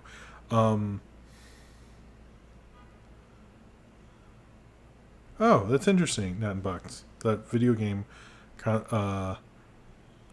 preservation. If you could put that either in the chat or in the Discord later, I'm a little interested. Maybe not in the chat because I won't see it, but somewhere that I can see it. So in a bunch of years ago, around the time of Star vs. the Forces of Evil, and when Disney Animation, Disney XD was doing some interesting things, we had things like Wander Over Yonder, Gravity Falls, Star vs. the Forces of Evil. At the same time, Jonah Vasquez and Jenny Goldberg, who is a character designer in Rick and Morty, who works with him on Invaders Zim Comics, I believe at least, or at least they work together, they're collaborators, were working on developing a show for 4 years at Disney, and they tried to make a pilot, and Disney almost greenlit it, and then just didn't because they're jerks. That's basically, or at least from what we've heard from their perspective. I don't know Disney's perspective. They didn't do interviews on this, but it sounds like a cool idea. Basically, it's a little girl who is taking care of a very important house, and she's the caretaker of kind of the universe, and she gets basically every episode in this very important house. This girl, Froley, who's 11 years old, has to help this person and do this amazing thing to help them and solve their life and solve the big mystery, and then you get a new person every episode. And he came up with the idea, Jonah Vasquez, when he was getting ramen with Jenny Goldberg, and thought it'd be funny if this girl had to make the greatest bowl of ramen, because without it would destroy the universe and stuff like that. It sounds like a cool concept for a show. I could see thinking maybe it wouldn't work or something, but it's a good show concept, and he thought it was really good. There's an intergalactic war as well. Those details make no sense to me. But if you think of some of the better Invader Zims were these competitions and stuff like that. So there's not much known about this show. There's clips that got released on a Vimeo account for a trailer for Titmouse, who's doing the animation. We know that apparently Jonah Vasquez was big on Vine and posted Vines of it, and then posted things on Twitter later. I didn't know Jonah Vasquez was big on Vine. This is a new thing to me. But basically what happened is Disney, the development chain changed, and at first they were going to make a pilot, and there's a lot of stoppages. Then Disney was like, well, we make an animatic, then we make a pilot. And then I'm sort of confused, but I think they eventually made a pilot, and Disney basically was like, we're pretty much going to greenlight this. And then they didn't. They just didn't. In the same day, apparently. And Jenny Goldberg basically talks about how hard it was. She almost had a nervous breakdown over it. Those were her words in an interview. I'm not being weird about it. We also do know that from Game Grumps, Evan Hansen was voiced a role. And we do know some of the music came out from Jimmy Urine, which in his album, apparently some of that came out in his album called... I don't have... Well, anyway, so in one of his albums, some of the music came out, and there's one of the songs in one of the animatics that's out there.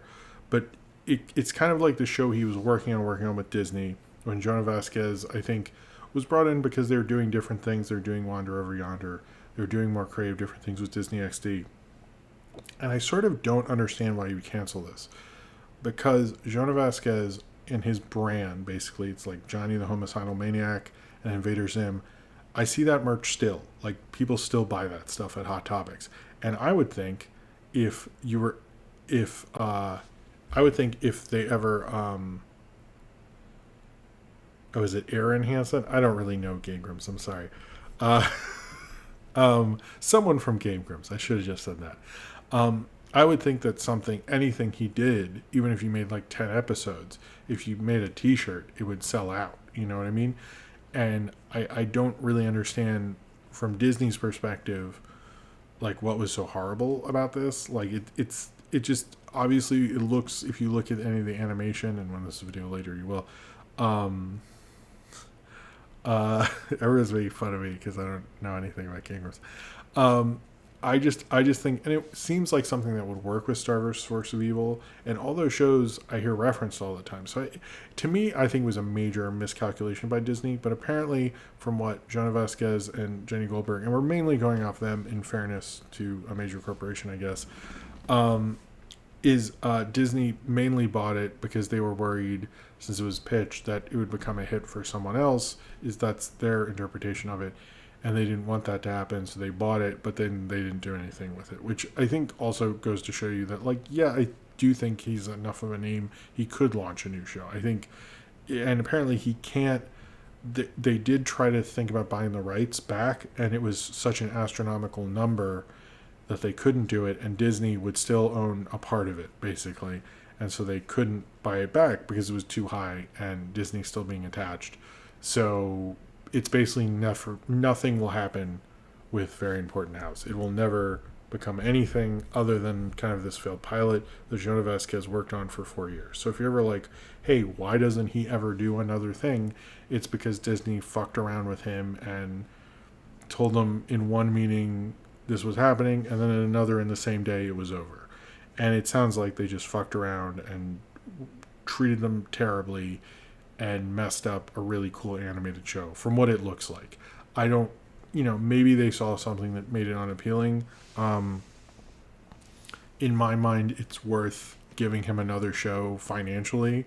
It's probably a safer bet than any of the other shows they actually picked up because of Jonah Vasquez. And all you have to do is sell that and put it in Hot Topic, and I'm sure it would sell. I'm not being in sort of a jerk about it and making fun of him. I'm like, serious, like this guy is a brand, you know what I mean? And I think it's interesting that they would disrespect someone who has that strong of a brand, but it also shows you Disney doesn't really like auteurism in animation, if you haven't noticed, unless you're Jennifer Lee or Pete Docter. So I think maybe that's part of it. I think it was a bit of a disrespect for him and his brand. Maybe it was too weird. Maybe it was too unappealing. Maybe it wouldn't. It does seem like something that would play right after Star vs. Force of Evil and do very well. But what do I know? I don't have all the information. I have very limited things. But this is, I wouldn't even say lost media. It's kind of one of the great animation never made media. And I sort of wish Jonah Vasquez got at least a bit more of a shot to make something cool like Very Important House. With Titmouse too. Come on. Alright. I went through that faster than I thought. Okay, then we have time to do a lot of questions, I hope. So,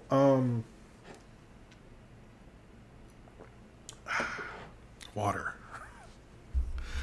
At the end of the night, I'm a little like with the energy drinks. You know what I mean? I still have not found Jolt. I'm like kind of excited for that one, to be honest with you. I would really like to do Jolt. Anyway, that's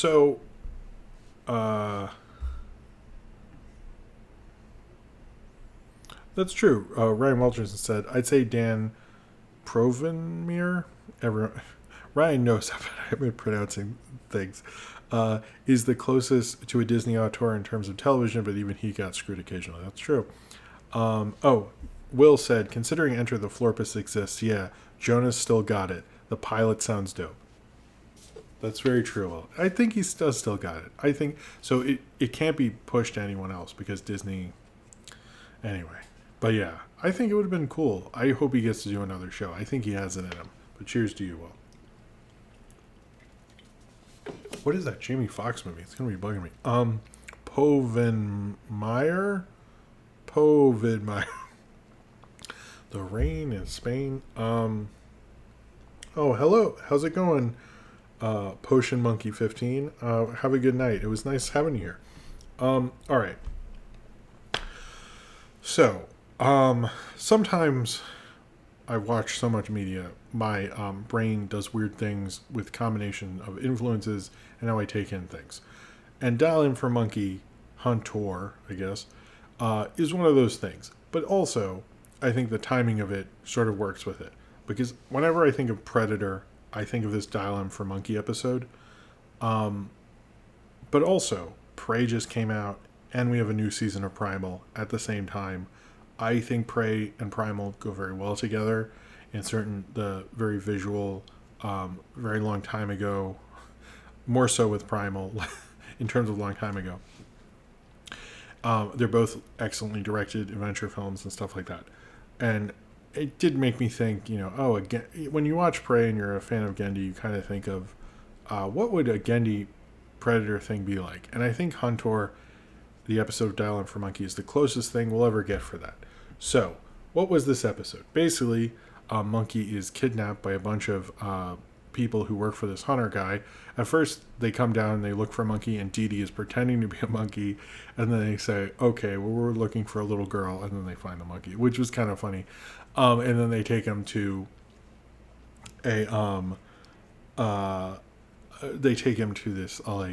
this hunting asteroid that's made to a hunting reserve, and on the head there's various heads, and one looks like very much like Wolverine, another looks like Powder Toast Man's body, which is, at the time I was freaking out that they referenced Wolverine. I was like, oh man, Wolverine's cool because these guys get it. And it was part of that like weird, what's that Marvel ripoff Avenging team they had a show on Cartoon Network on Saturday mornings at the time. It was just Dial M for Monkey and that superhero team, and not Dexter's Lab. It was like, and I forget, I never found what that show was, but regardless. But basically he took him to this reserve, and he has gadgets and technology that can counter all of Monkey's powers. And so then Monkey does is he strips off his suit and doesn't use his powers, and much like Predator, uses his wits and his ingenuity to fight all of his technology and stuff like that. And so because at the time when I originally saw this is true, I had not really seen Predator. I knew about it, and then I did see Predator. Anytime I think of Predator, a Justice Friends, thank you, MT Prowler, I think of this because it got me to see Predator, because I went, okay, I think this is referencing Predator. From what I know of Predator, I should see it.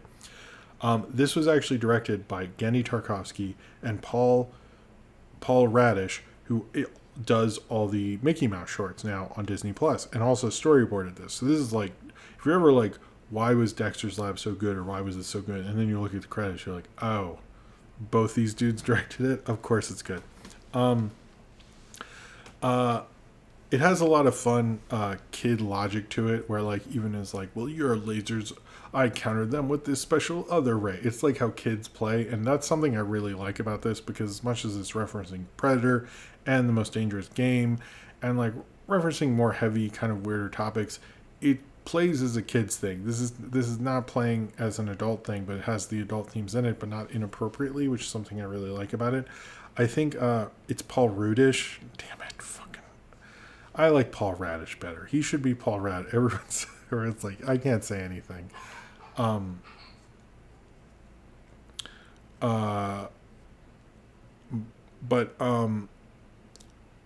Anyway, I've always really liked this episode of Dial M for Monkey. It kind of has a really good, I don't know, it just works very well as a simple kind of Predator kind of thing to it. It's kind of interesting to think what Gendy would do with Predator. I like the alien world. It has a weird alien elephant in it, which is a cool design and things like that. Hunter shows up in an episode of Samurai Jack. That's interesting. Oh, maybe I should watch that. But anyway, this is just kind of a thing I've always thought of with Predator. It's interesting to think with Prey and Primal at the same time what that would be like if they combined. And I guess this is the closest answer we really have to that. I'm sure there's one in Samurai Jack too, but this is just the one I've always thought of with this. And I think it's a good episode. I think Dial M for Monkey was a cool show, or cool segment fly within Dexter's Lab. And this is always one that kind of, when I think of Predator, I always kind of think of this funny little thing. And it's a cool little like reminder of Predator, cool animation that reminds you that hunting is kind of messed up and probably not something morally you should be doing, and the people who are doing it are definitely always going to be the villain of the piece. All right, I have a bunch of questions from Patreon. I might end a little early because Yeah, but I would like to answer as many of your questions as I can, so we'll do that. Imagine Paul Rudd, but he's a radish. Nice, Dina Garcia. Hello, Andrew Hager, Burnt Toast, MT Perlo, everybody who's here tonight. But I didn't know Hunter showed up. Anyway, I need to rewatch Samurai Jack. I don't think I've seen all of them. But first, Patreon question. Should be like Dexter's Lab, directed by Gandhi Tentacles. I like that. All right. First question. Will says, the disrespect towards animation from both HBO Max and Netflix. Let's drink some water. Is pretty insulting. Why invest in properties you just clearly see as expendable rather than an asset? Feels regressive. I still have no idea what Netflix is doing with animated content.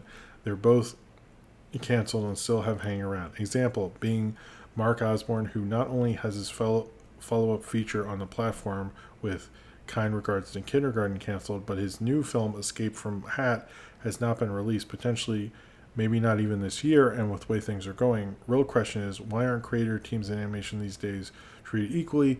Mark Osborne is just as good of a creative force as Guillermo del Toro. Wow, that's a big claim there. But I'm not sure, and a lot of people have questioned that even in the industry, because most theatrical is mainly superheroes and animated stuff, and you'd think the way they're using them, they would respect it. I think it's because, according to them, the views are kind of low and stuff like that, and I can't, apparently no one has, Owen Dennis talked about, no one has really been able to see that data, so no one knows for sure. I just think it's how people view animation stuff, and they always view it as, a lesser art form for whatever reason. But I think it is disrespectful because that's what helped get so many people, so many companies through the pandemic, and to, as soon as that changes, to be like, yeah, fuck you guys, whatever. I do think there needs to be a reorganization of how people view animation and stuff like that. And I think that's probably what's going on right now, is they just don't view it as fairly. And maybe looking at some of these things like, well, is this profitable because animation is so expensive? And I think that's probably one of the other things. I'm curious to see like what the future of animation is. I almost think one of the futures will be kind of like a harken back to Hanna-Barbera, or using the UPA style and making it as cheap as humanly possible, because these budgets have gotten crazier and crazier. I can totally see that happening. So, yeah, I'm really curious about what the future is going to be with that. But I think it's a lot of them just going like, fuck this shit, to be honest with you. And just being disrespectful. And I think it's just, people have a very limited view of media in general. We have 2 super chats right here. One from Daniel Vasquez. Any other Timonium and Yorkridge stories you want to share? First off, cheers to you. I love Daniel Vasquez's tunnel vision. I think I talked about South Park. I know I've talked about Phantom Menace. I saw Sixth Sense there, and I pretty much knew the ending because everybody blew it for me. I saw Star Trek First Contact. I remember a kid, because they said in the ads, better than Independence Day. And I remember a kid in my middle school went to the showing before mine, and he was pissed because he was like, that bullshit wasn't better than Independence Day. And it's like, I mean, I agree, but like, I was wondered what he expected, and he didn't watch Star Trek at all. He just, I don't know. That's a weird memory I have, I guess. It's just like, why would you see it? There were people who were Independence Day crazy. And Nathaniel Foga said, should call this the Jim Confuses Name stream. We probably should. You know what? I can't think of a funny for Nathaniel Foga. How about Ned Fraga, I guess? I don't know. I'm sorry. Cheers to you, Nathaniel Foga. All right. I'm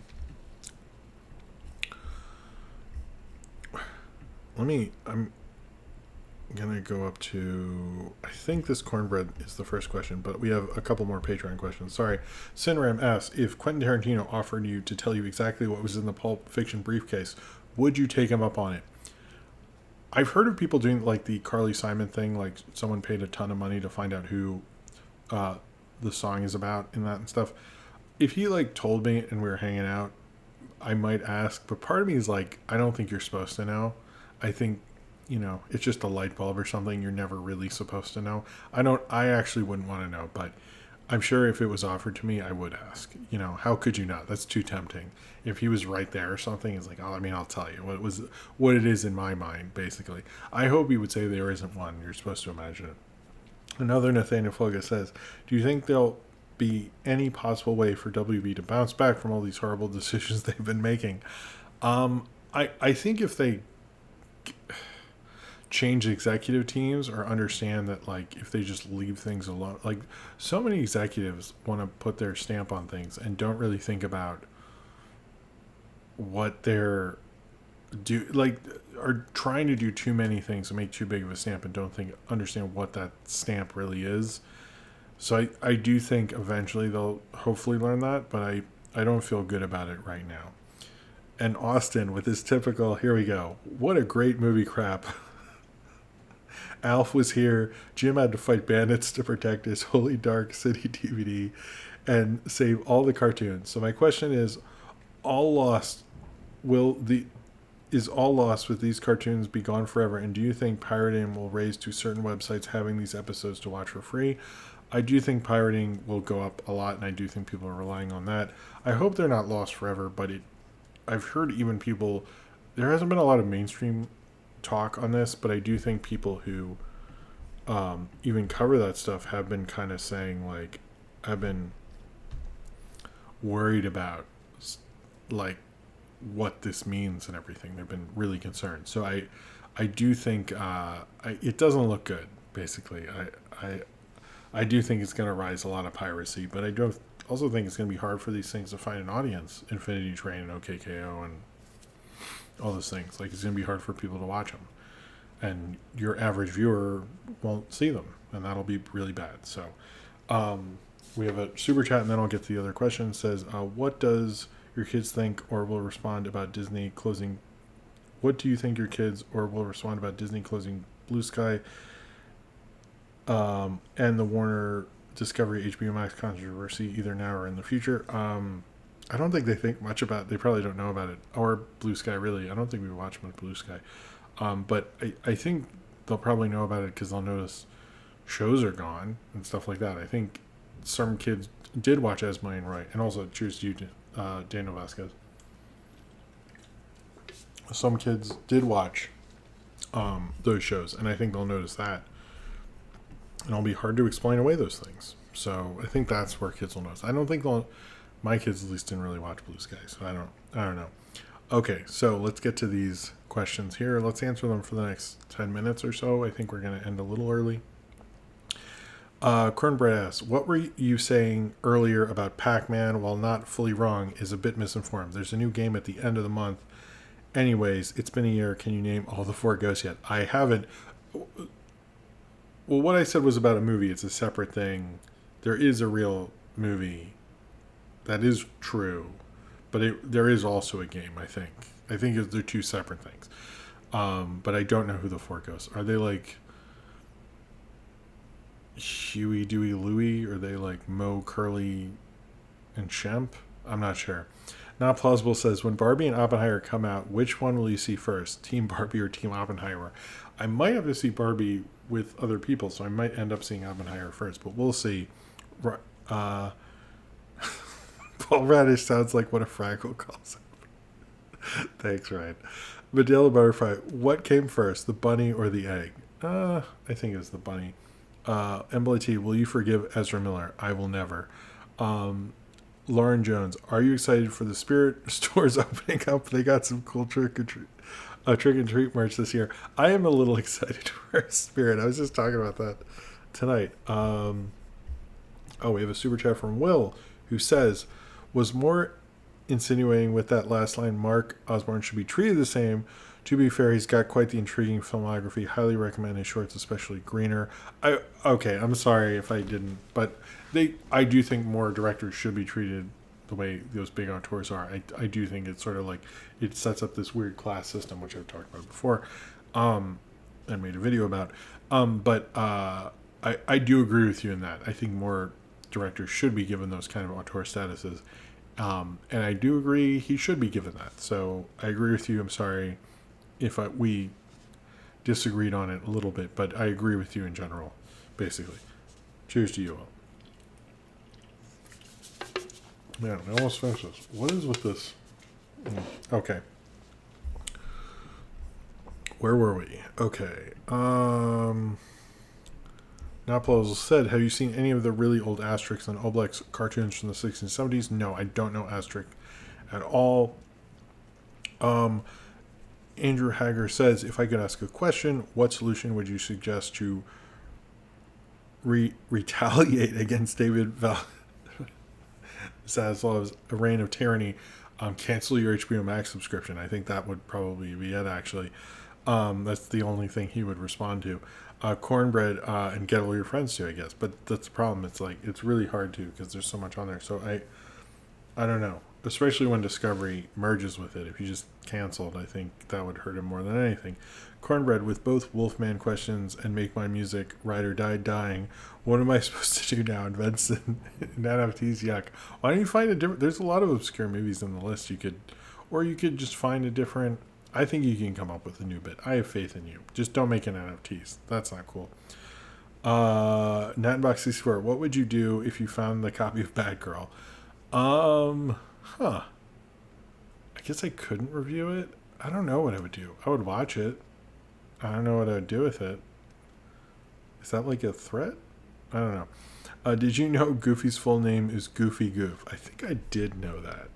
I think I did. Oh, hello, the Rocket Lowbacks. I don't think I said hello to you. In light of my VCR eating my copy of Batman 89, any tapes you had eaten by a VCR?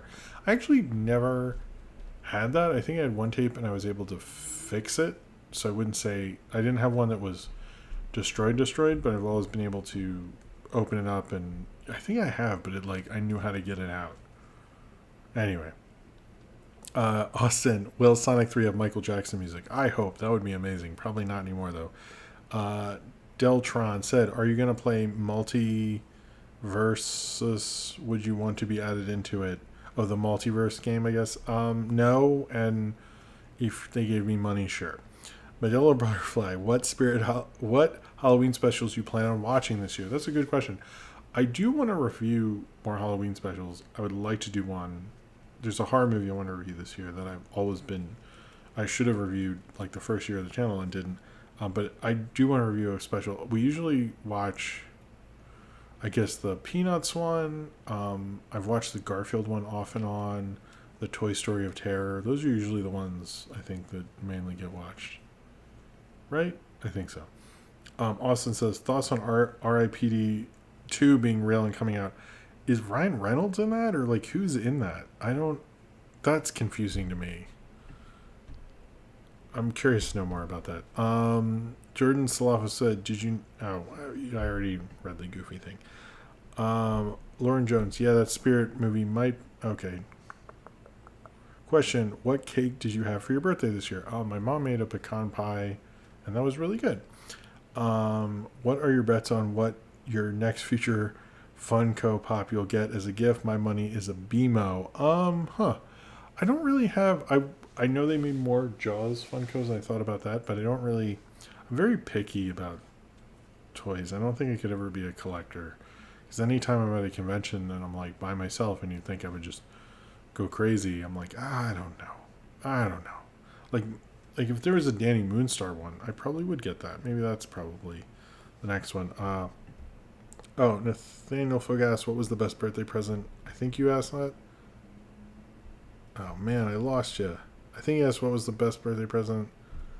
Well, what did I say? Gift you've gotten in the past? Was the best birthday gift you've gotten in the past? I got Days of Heaven on DVD, and that was a pretty good one. I've gotten records. I'm going to say that because that's what comes to mind. I think I have gotten Jaws a couple different ways, so that's pretty good. I don't know. And I got that Jaws, or this Jaws. So that's a good one. let's do 2 more, and I want to do people who I haven't answered questions from, just to be fair.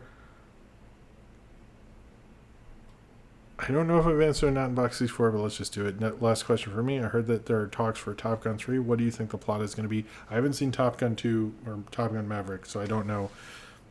But my guess is they shoot aliens. Oh, Modelo Butterfly. I should have said this. So when is the next movie crap? I'm not sure. I do kind of want to do one around New York Comic Con. So the September one. And I will say, maybe this is a good thing to end on, and maybe I'll find another one after this. I'm finding a better way to make film route video, and I'm working on the new one, and I found a better working flow, I guess, or way to animate it, because I was just sort of doing it and figuring it out with the first 2, and I feel like I have a better handle on it, but I'm not sure if I wanted it to come out in September. I feel like it's either end of September, early October, and I like to have this happen right after that premieres. So we'll see. I'm not sure. I think there will be one in September and there will be one in October. I don't know when, but I'll announce that when I have a confirmed date. I was trying to figure that out, but I have too many ifs, ands, or buts, because I don't want this to be too close to the New York Comic Con one, and blah, blah, blah. So basically, I'm not sure, but it'll happen, and I'm sorry. I wanted to have it when I do want to go. And the next one's this, and I should have said that at the beginning. So sorry about that, Modelo Butterfly. But that is a very good question. I hope I answered that. Let's see. Oh, MT Perlo said, do you think a bunch of animators will create a new independent studio just like Image Comics? That costs a lot of money, but I do think we'll see more animators going independent.